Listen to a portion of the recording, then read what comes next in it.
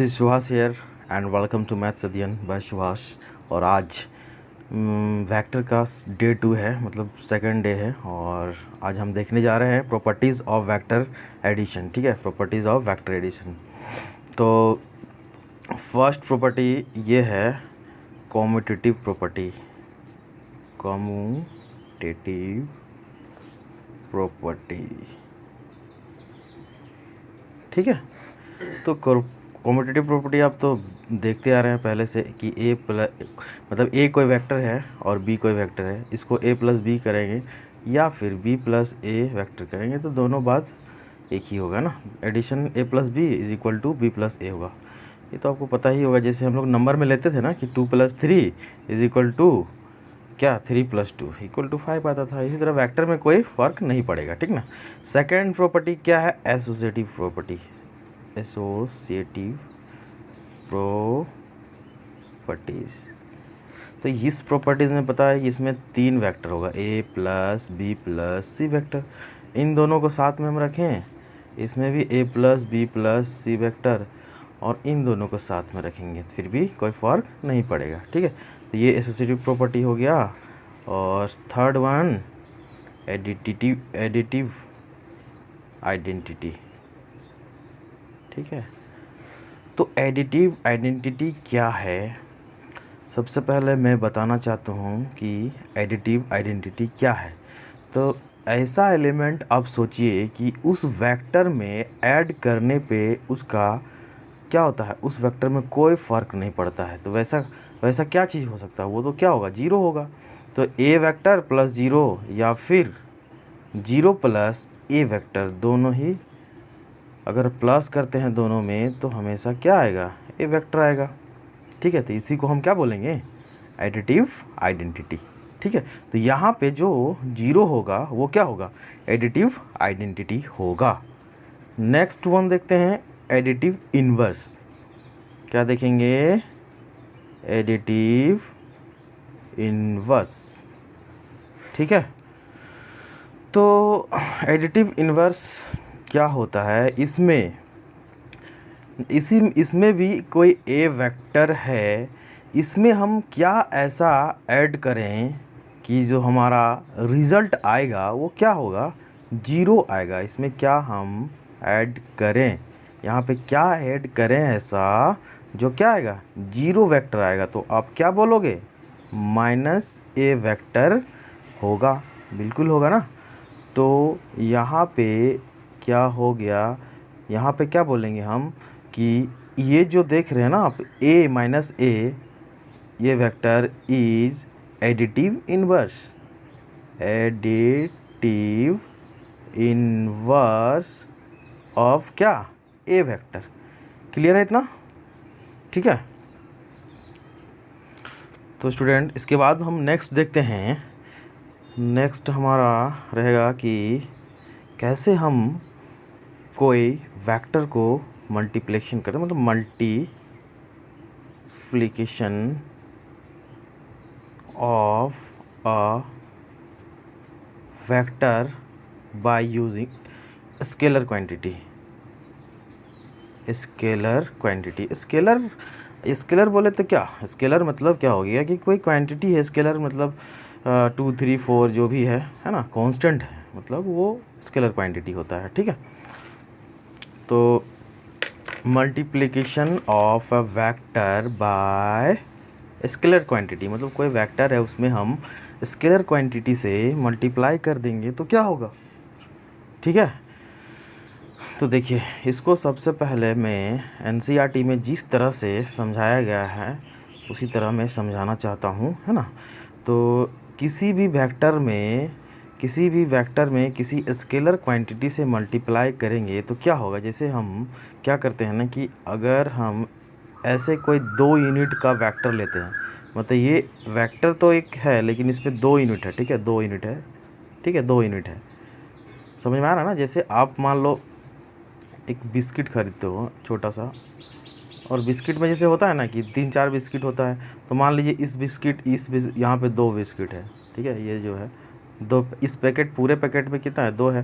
तो इसको आप ये जो है ना यूनिट, ये पूरे को यूनिट वेक्टर ले लेंगे तो इसमें अगर हाफ से मल्टीप्लाई करेंगे, मान लीजिए ये 2 बिस्कुट हाफ से मल्टीप्लाई करेंगे 1/2 से, तो क्या बचेगा, एक ही तो बचेगा ना।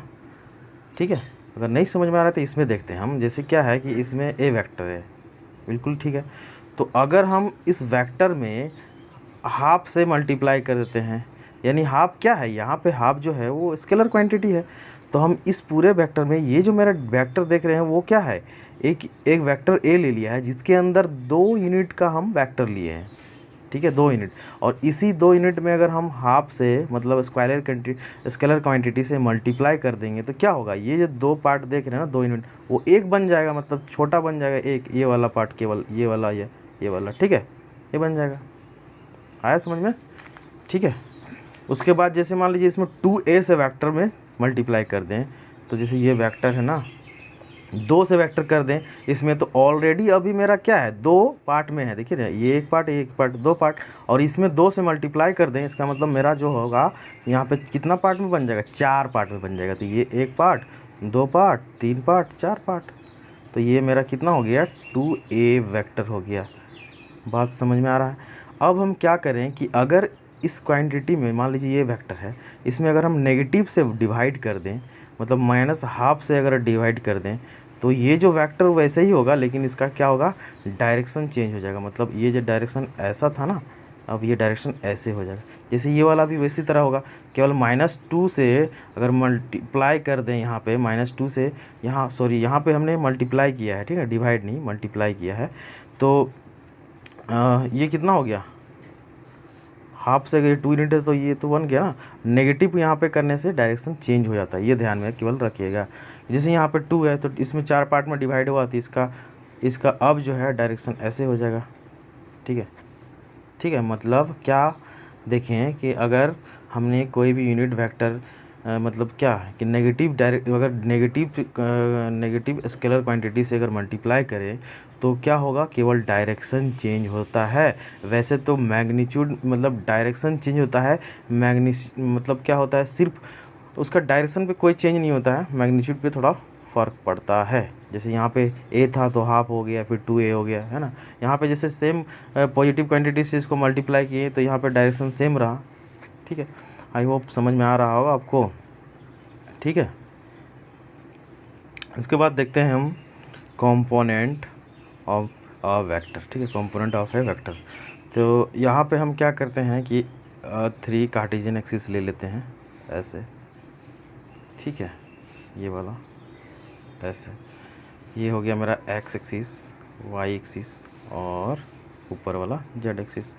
ठीक है, तो अब जैसा आप x y z यहाँ पे इधर भी ले सकते हैं x y z, लेकिन ये स्टैंडर्ड फॉर्म होता है। ठीक ना, तो आप इस तरह जिस तरह से NCERT में दिया हुआ है वैसे मैंने स्टैंडर्ड फॉर्म लिया। ऐसे लेने का कोई ऐसा ये नहीं कि आप मैंने यहाँ पे x लिया है तो आप ना लो, यहाँ पे y भी ले सकते हैं, कुछ भी ले सकते हैं ना, लेकिन x y z इस तरह का फॉर्म में ले लेते हैं तो कोई दिक्कत नहीं होगा।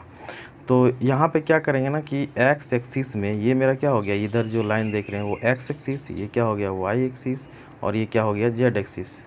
ठीक है, तो इस ऑरिजिन से हम क्या करेंगे, यहाँ से चलना जब स्टार्ट किए तो 1 यूनिट डिस्टेंस हम चलेंगे x एक्सिस के अलोंग। तो क्या, तो ये जो हो गया मेरा a हो गया, और इसके y एक्सिस में भी 1 यूनिट हम यहाँ से चलना स्टार्ट किए और 1 यूनिट चलें, तो ये हो गया मेरा मान लीजिए b, और यहाँ से फिर 1 यूनिट चलना स्टार्ट किए तो ये हो गया c। तो a 1 यूनिट में जहाँ से चलें उसको हम लोग i बोलते हैं, और 0 से लेके अगर y एक्सिस में अगर 1 यूनिट चलते हैं तो इसको j बोलते हैं, और z एक्सिस में अगर चलें तो इसको हम लोग k बोलते हैं। 1 यूनिट, इधर भी यूनिट भी, इधर भी 1 यूनिट, इधर भी 1 यूनिट। तो ठीक है, तो यहाँ पे क्या होता है कि x एक्सिस के डायरेक्शन में यूनिट वेक्टर जो है x एक्सिस के अलोंग 1 यूनिट, इसमें भी 1 यूनिट, इसमें भी 1 यूनिट चला। ठीक है, तो पता चल गया आपको। 1 यूनिट जो चलते हैं उसको हम लोग i कैप और j कैप और k कैप बोलते हैं। ठीक ना, तो इसके बाद अगर हम देखें तो कंपोनेंट फॉर्म को, अगर हम देखें कि कंपोनेंट फॉर्म को कैसे हम रिप्रेजेंट करेंगे,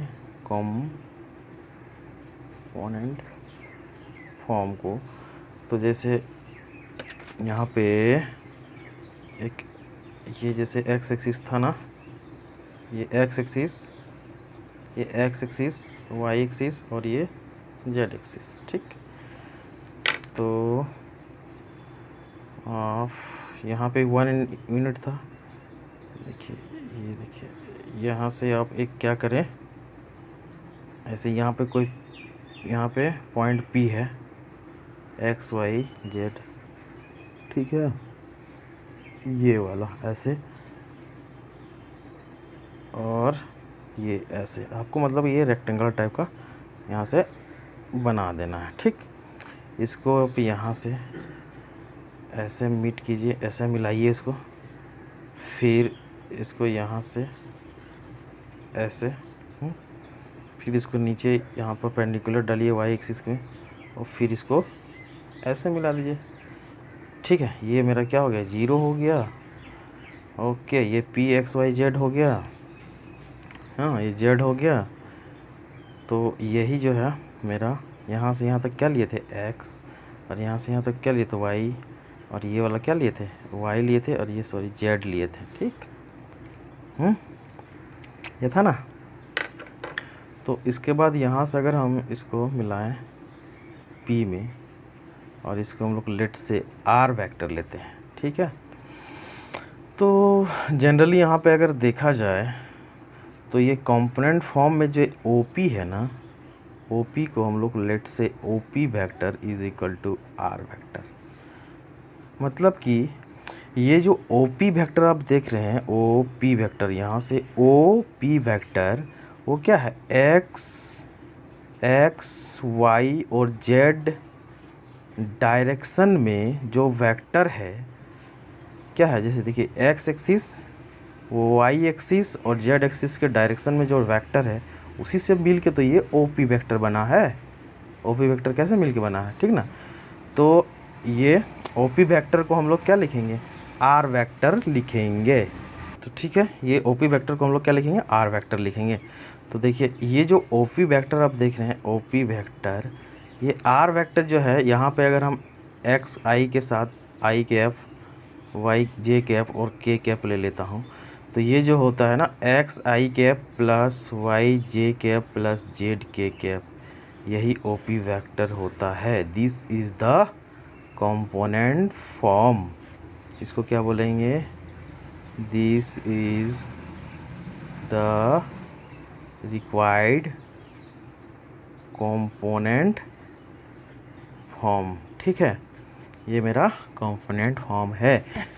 तो in this general we can say that three component x axis है ना, एक्स एक्सिस, वाई एक्सिस और जेड एक्सिस, ठीक है।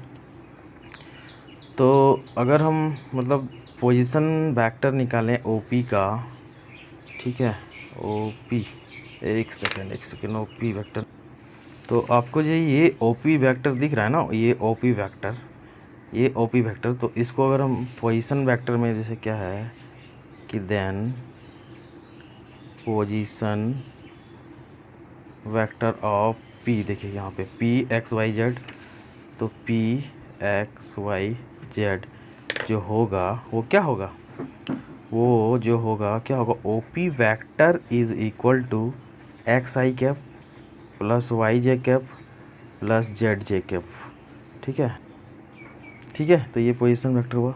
अगर ये नहीं समझ में आया और पोजीशन वेक्टर कैसे है, तो देखिए आपको सबसे पहले हम ये बताते हैं कि मान लीजिए आप सीधा सी बात क्या है ना, कि अगर पॉइंट कोई है यहाँ पे P3 4 5, तो आपको यहाँ जो पॉइंट है इसको आपको पोजीशन वेक्टर में लिखना है, पोजीशन वेक्टर में। तो सीधा आप क्या करोगे, उसको O से रिलेटेड करोगे, ठीक है। तो OP vector is equal to हो जाएगा मेरा, मतलब OP वेक्टर, सॉरी अभी यहाँ पे मैग्नीट्यूड नहीं लगाएंगे, OP वेक्टर इसको I के साथ लिख दो आप सीधा, और इसको J के साथ लिख दो और प्लस कर दो, यही मेरा पोजीशन वेक्टर के साथ ये हो गया, ठीक है। लेट, तो इसका अगर आपको मैग्नीट्यूड निकालना हो, मान लीजिए ये R वेक्टर कोई दिया हुआ है 2i cap plus 3j cap plus 4k cap, और इसका मैग्नीट्यूड निकालना है, तो आपको मैग्नीट्यूड क्या करते हैं, मैग्नीट्यूड निकालने के लिए इसका कोफिशिएंट और इसका कोफिशिएंट और जेड के का कोफिशिएंट सारे को लिख देते हैं 4, 9, 16। तो जो भी हुआ आप यहाँ लिखते हैं। कहने का मतलब जो ये मेरा है, ये वाला सॉरी, ये वाला देख रहे हैं ये, तो ओफी वेक्टर का अगर मैग्नीट्यूड निकालोगे तो इसका कोफिशिएंट का स्क्वायर प्लस इसका कोफिशिएंट का स्क्वायर प्लस जेड का कोफिशिएंट का स्क्वायर, मतलब आई के कोफिशिएंट का स्क्वायर, जे के कोफिशिएंट का स्क्वायर और के कोफिशिएंट का स्क्वायर के क्या करोगे आप रूट लगा दोगे। तो इसी को हम लोग आर वेक्टर भी बोलते हैं। ठीक है, तो ये आपका कंपोनेंट फॉर्म रहा। ठीक है, आई होप समझ में आया होगा आपको।